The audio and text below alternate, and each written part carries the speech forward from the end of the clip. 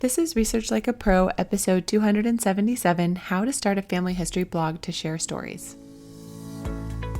Welcome to Research Like a Pro, a genealogy podcast about taking your research to the next level, hosted by Nicole Dyer and Diana Elder, accredited genealogist professional.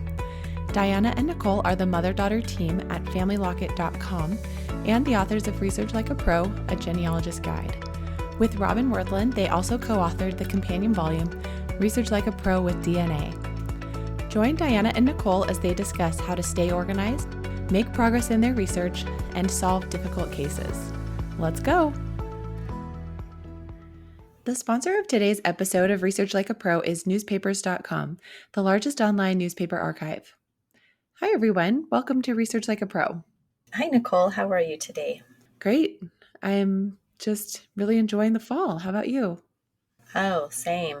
I'm just waiting for the other shoe to drop. It's just sunny and beautiful.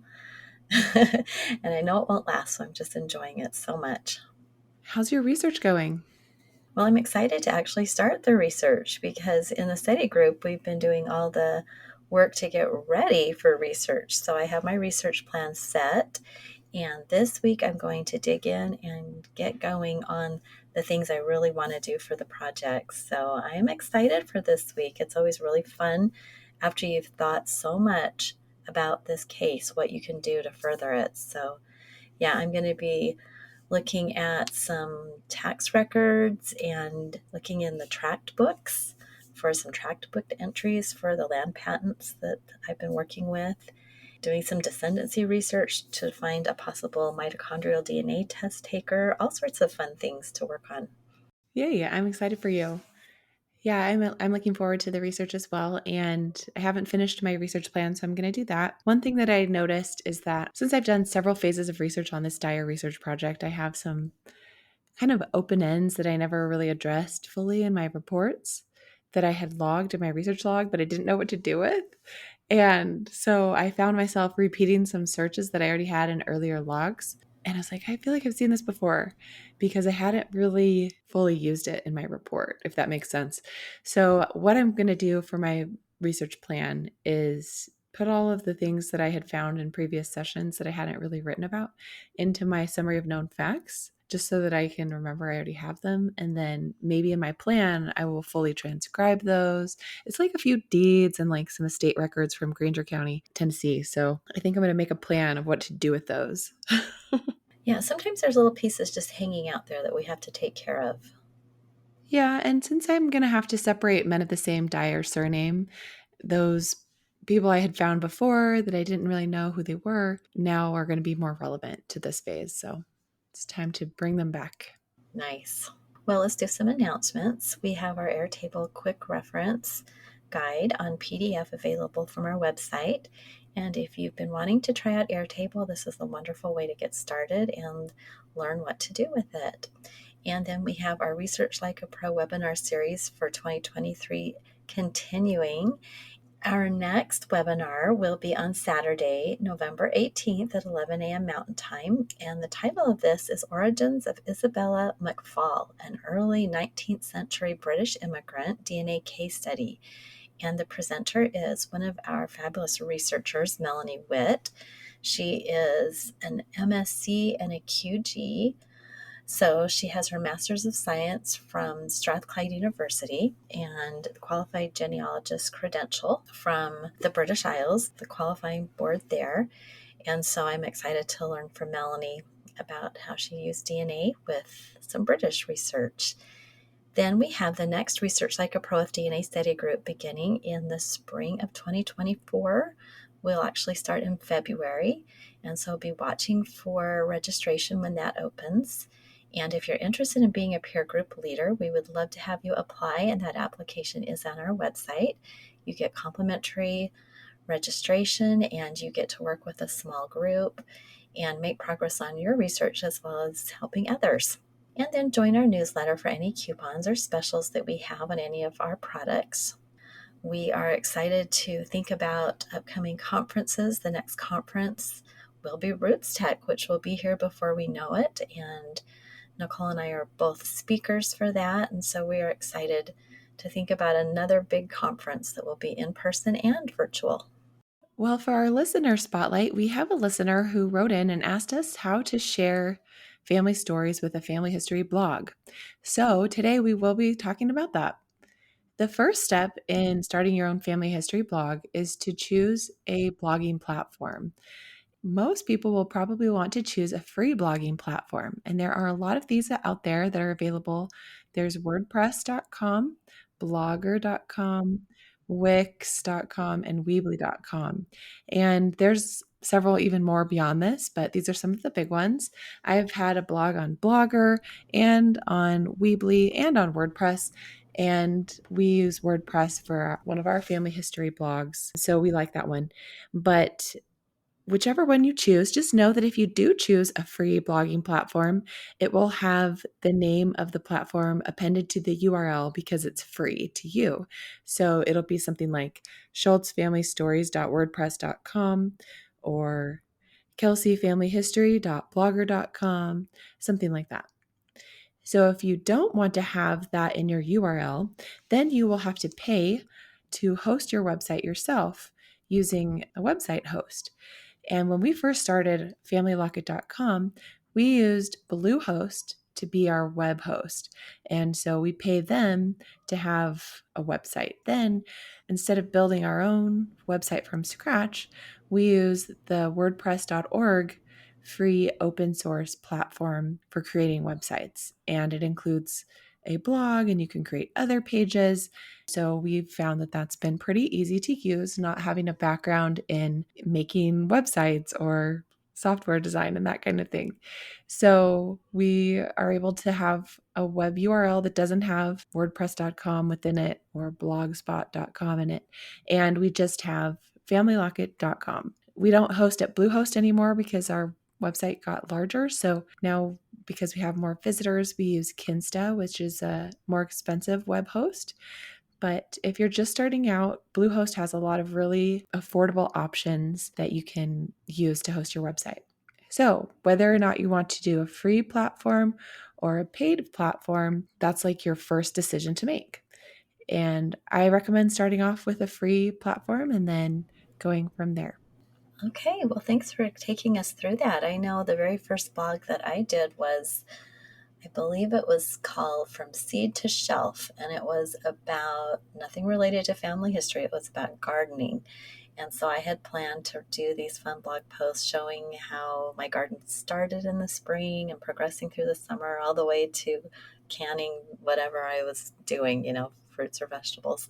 And I did 2 or 3 posts and it was fun to do, but then I didn't really have a good motivation to keep it going. So when you said you were starting a family history blog, I was really excited because at that time I was working with people at the Family History Center here in my local area, and I was having to explain the same thing over and over, and that was how to upload a source to Family Search. And I thought, if I can just write a blog post and tell them how to do it, I can send people to that blog post. So that was my very first blog post, and it was so fun to share that. And I think I spent something like 4 hours on it because it took me forever to get it just right. It is fun to share. So let's talk about what the purpose is of a blog. There are all sorts of purposes. My initial purpose was just to share this information, but we have built Family Locket now so that it is also a website for our business. And so you can think about, if you want to eventually become a professional genealogist and you want it to be your website where you can maybe share research tips for your specific specialty or put information about you or sample reports, whatever you would like to do. Now, maybe you have no interest in being a professional genealogist, but you would like to share family stories in a way where people can find them. Maybe you want to be able to write a little story and then put a link to that on Facebook so that all of the nieces and nephews or your children or grandchildren can see it and click on it and read it. Or you want to have a link to a story that you could put on a family tree. There's so many different things you could do with it once you've got it out there. And one of the wonderful benefits is cousin bait. We get a lot of people that write in or comment or send us emails who are related to us. And sometimes they have really great information for us. In fact, one of my favorite stories is about Cynthia Dillard. And for longtime listeners, she's one of our brick walls. And I really thought that George W. Dillard was her father. But then I had another listener or reader who knew of that case, and she had photocopies of the George W. Dillard Bible pages, and she sent those to me, and together we figured it out and realized that no, Cynthia was not part of the family. It was another woman who was taking the place of Cynthia in those early censuses. So, was I disappointed it wasn't Cynthia? Sort of, but then I could finally let go of George. Sometimes you just need to let go of a hypothesis and move on. And that was really helpful. And then another cousin who recently contacted me within the last year was through my Eisenhower line. And that was really fun. He lives in Texas and has connections to a lot of the family there. And he connected with me through my research on John D. Eisenhower that I had written about and talked about on the podcast and done a presentation about. And so he is connected with some cousins there and found somebody who could do some DNA testing for us. And so that's so great. These connections with our family are wonderful. And it's really, really great to have a website or a blog with some information about the family that can get the attention of someone just searching on the internet. And another use that we have of our website, we have a lot of client projects that involve DNA. And often, as we're working through these, we realize the need to recruit a lot of DNA test takers. Often, these projects are back several generations, and we just need more coverage of that ancestor's genome.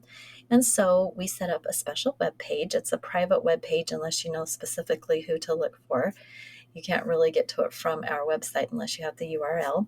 And it's a link that people can put in an email or in a message on Ancestry and say, this is our project. Would you be willing to let us use your DNA to solve this case on our family history? And so that's been really helpful for a lot of our projects to get more people to share their DNA with us so we can make progress. That's so great. It's good to think about the purpose of your site and what you'll want to do with it when you're starting out.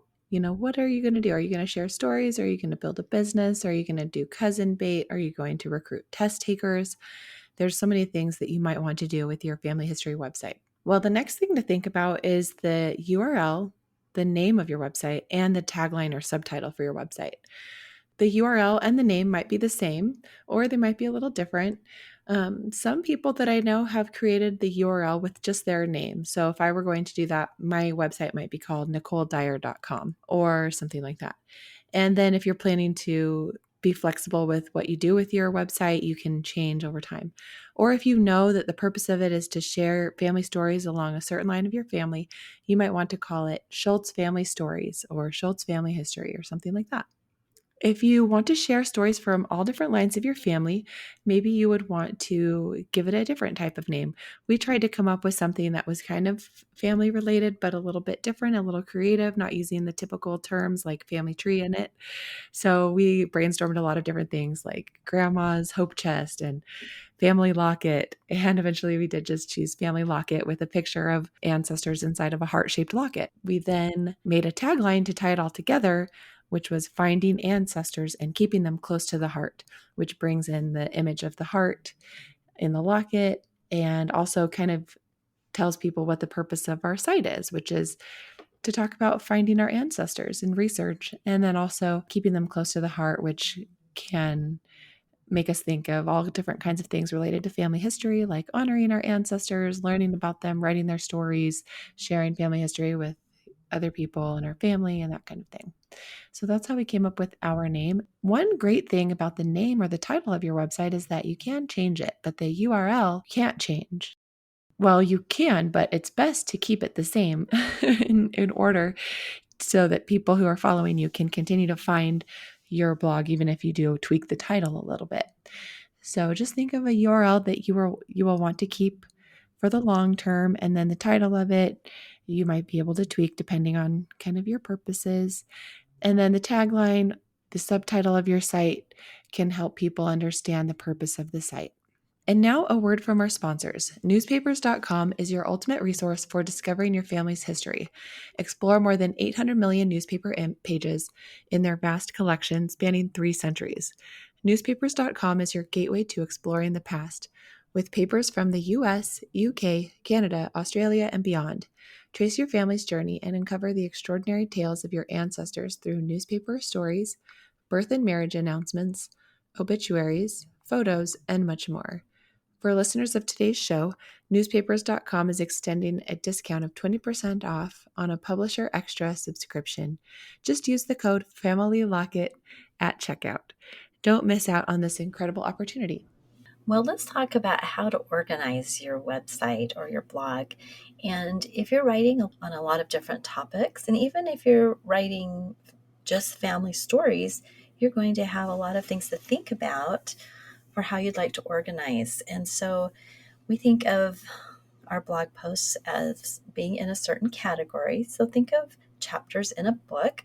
If you were writing a book on your family history, you would likely have chapters for different family lines or different ancestors. And so you can do something similar to that on your blog. But if you are doing a lot of different things, you can have broad categories. So, for instance, on our website, we have categories like the podcast and research tips, creating and sharing family stories. And so when we write a blog post, we can select one of those categories and then it puts it in that category for anyone trying to find those types of podcasts or blog posts. Now, you could also have it be along family lines. I've seen a lot of blogs where people will have a category just for the Schultz line, just for the Eisenhower line, just for the Royston line. And so you could do something like that. I would recommend that you look at a lot of different family history blogs, see how other people have done it, see what you like, see what you don't like.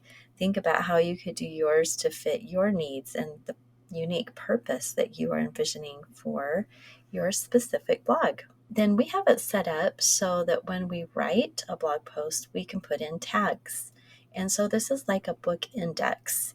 If you've done any kind of tagging before, say I use tags in Evernote, or if you use something like hashtags in Twitter or Facebook, it's something similar. But on our site, whenever I write something, I can put in 2 or 3 tags. And so I'll typically put in something like a record type. If I'm writing about tax records, I can use that as a tag. If I'm writing about one of my ancestors, I can use a surname. If it's a specific topic, such as sharing stories, or maybe it's about a place. So, North Carolina, you could do all sorts of different types of tags so that if someone is searching your site and they put in researching in North Carolina, they would pull up the blog post that you have tagged with that. So, tags are really neat and they're easy to do. But again, you just need to think a little bit about what you would like to use for your specific blog. So true. It's good to think about that, and you can adjust things as you go along, which is what we've done. It really helps though to think about the categories and the tags as chapters in a book for categories and tags the index. And once we got that in our mind, it was easier to figure things out. One tip that we'd like to share about posting on your blog is to set a regular schedule and try to keep that. This will help you be accountable, and it will also help other people want to regularly come back and read your blog, whether it's your cousins or your fellow family historians and friends. And if you are having a hard time keeping up with a weekly or monthly schedule posting, then you might want to collaborate with a friend or a family member to help you keep up your schedule. Working together with my mom has made it so much easier for us to keep our blog posts going. And as we've expanded our Family Locket researchers, it's been so fun to have other people on our team share their expertise on our blog as well. So maybe consider if you might want to work together with someone else on your blog. And then as you set a schedule to post, maybe it's going to be weekly, then you can start thinking of what you want to post about. And maybe the first week of the month, you'll focus on one family line. And the second week of the month, you'll focus on another family line. Or maybe every week, you're going to choose a different ancestor just randomly. And we'll talk about some post ideas. Right. Well, it is great to work with other people because things do happen in your life. You go on vacation or something unexpected happens and you can't get back to your blog for a while. So it's really nice if you do have someone else who can help you with that. And I have loved the series that our researchers have written. We have one by our Irish English researcher, Jessica, on Irish research, a 6-part series, which is just fabulous. And then we've got another series on Pennsylvania German research by Alice and Heidi. And these series are fun. And I actually really like to do series. So that's a fun idea. If you have something that you really want to dive into, and it seems like it's going to be really, really long, I highly recommend just breaking that up and do part one, part two, part three, or even more parts because you don't want to have your blog posts be too long. And then if you have broken it up, you have more content just to keep on going with that schedule. So that's a great tip to take a good topic and then do a little bit of a series with it. So you might want to have a list of ideas for blog posts. And once you start writing, it's amazing how your brain just starts getting in there and you'll have some ideas for what you could write about. And people will often say to me, how do you get so many ideas about what to write about? And really, we are researchers. Everything that we are doing with our genealogy gives us ideas of what to write about. We have so many little case studies as we're working. You can write a whole blog post about that really cool will that you found, or how you figured out a connection, or just a neat DNA discovery. There's so many things that we can share and write about. And so when those come up, get those written down. I have a big long list of blog posts that I have not even done half of them yet, but those are right there for when I'm in the mood or when the time is right to do those. So keep your list, and then I would recommend scheduling them. Consider it like a job.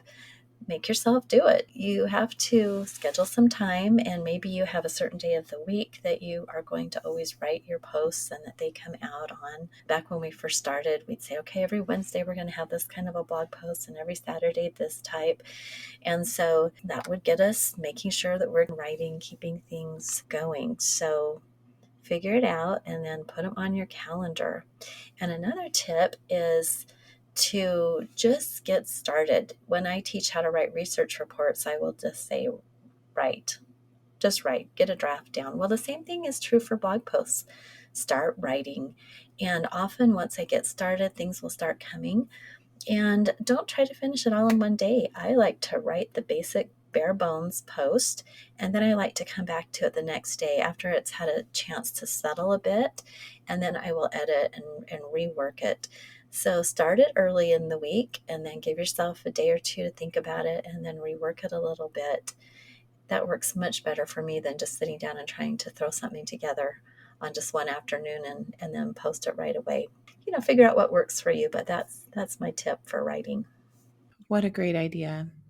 Well, one of the things that we've learned from our blog is that we really like having footnotes on the blog posts. And the way that we've done that is by adding a plugin to our WordPress site, and it's called Easy Footnote. You might want to consider something like that for your blog posts. And if you're using WordPress, you could use Easy Footnote plugin. But it's really nice to be able to use a little bit of short code to insert a footnote in the text, and then it will automatically number the notes for you after you've put them all in. And then it will link between the number and the bottom of the article with the footnote text. And you can actually even hover over the number to see the footnote text within the text and not having to go to the end. So there's a lot of really great things about using a footnote plugin like that. It really helps your readers to be able to see your footnotes easily when you're in a longer blog post. So you might want to consider using different plugins like that to make your blog articles easier to read. And just think about that when you're getting started. And it's good to cite your sources. It's good practice for your genealogical writing to include your source citations in your blog posts, even though it might seem like you don't need to or you don't want to, or the people who are reading it won't care. But if you care about it and you want to have a more professional look to your articles and stuff, then I highly recommend including the source citations as footnotes. Oh, I love that. As soon as you found that plugin, I started doing that and it has been wonderful. I love having the citation there and being able to hover over it, especially. So the citation doesn't muddy up the text, but someone who's reading it can quickly see my sources. So that has been great. And one tip on those footnotes, I found that when I'm writing about research, I often have my Airtable open and I have my citations already created in there. But some of the articles I've been writing about ancestors, I maybe didn't have an Airtable log for them, or I didn't have a research log because I was just attaching things to their records on Family Search or Ancestry. So I started just doing an Airtable timeline for them and creating the citations. And that really helped me to write those posts so that I've got the Airtable for their life or just for the portion of their life I'm writing about. And I have those citations created so then it's easy to plug them into the blog post. So I had to figure out a way to do that for articles I was writing that didn't already have citations created, ready to go. All right, so you want to have some images in your blog post. What we like to do is have a set format for our title image, and we use the program called Canva, and it's easy to use to create nice images, and we have templates. So if you look at our website, you'll see that we've got templates for some of our basic categories based on color. So our research tips have a green, I don't know what you would call this, kind of a heading at the top. And the stories have a red one and DNA has yellow. So by color, you can tell the topic and the category of that blog post. And so we don't have to recreate the wheel each time for putting that little image at the title image. We just have a template where we can change the title and put in some different pictures, and it makes it so much easier and it makes everything uniform. So that is another tip. And you'll need to be on the lookout for images that you would like to use that aren't under copyright. Now, you might be using a lot of family pictures or some documents that are fine to use. You know, you want to always check and make sure. But it could be that you are writing about a place and you want to have a really nice picture of, say, a farm in Oklahoma. I've done that one, or the Dust Bowl. I've looked for that one before. And so, some good places to find images that aren't under copyright are the Library of Congress, because those are government photos that cannot be copyrighted in the United States. And then there's Flickr. I like Flickr, the Commons, because you can search by copyright status. So you can find things that have no copyright restrictions, or you can find things that maybe you need to contact the owner of the photograph and ask for permission. I've done that before. You can look for all sorts of different photos and or images and then know exactly what you can use and what you can't. And then there's also Pixabay, which has royalty-free images. So there's some different places that you can get started with looking aside from your own photos, your own documents. Those are some great ideas. Another way to get ideas for what to do on your family history blog is to read other people's family history blogs. And when we first started, we read all kinds of blogs and just kind of started subscribing to every blog we could find that was interesting, that related to family history.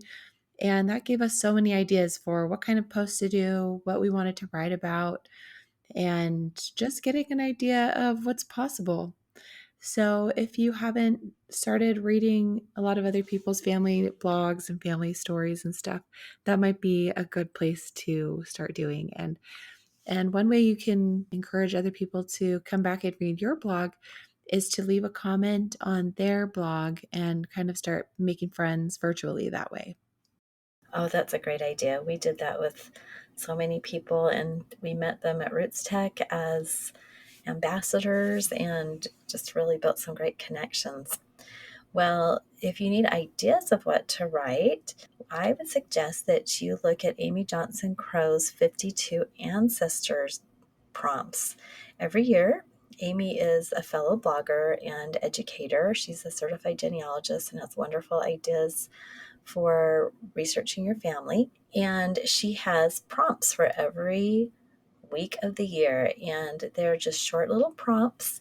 And I've really enjoyed writing to several of those. I haven't been able to write every single week about an ancestor because I also do, other blog posts about research tips and DNA, but I have written several, and it has been a wonderful way for me to tackle some research on closer in family. So, one of the first ones I did, the prompt was education or educating, something like that.